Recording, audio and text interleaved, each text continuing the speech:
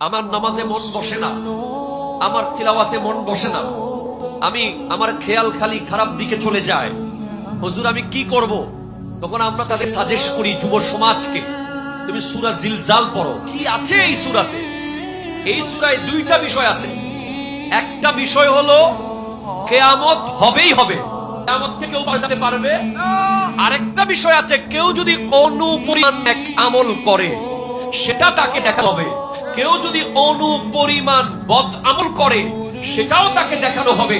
পৃথিবীর মানুষের জন্য নেক আমল সেটা ছোট হোক, পিঁপড়ার সমান হোক, সেই নেক আমল যদি সে অবহেলা করে এটার জন্য তাকে পস্তাতে হবে।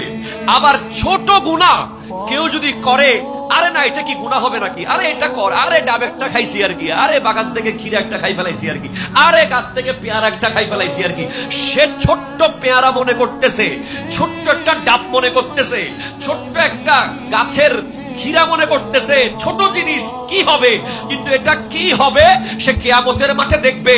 বড় গুনার কারণে সে জাহান্নামে যাচ্ছে না, একেবারে ছোট্ট গুনার কারণে সে জাহান্নামে যাচ্ছে। ঠিক কিনা কথা বলে?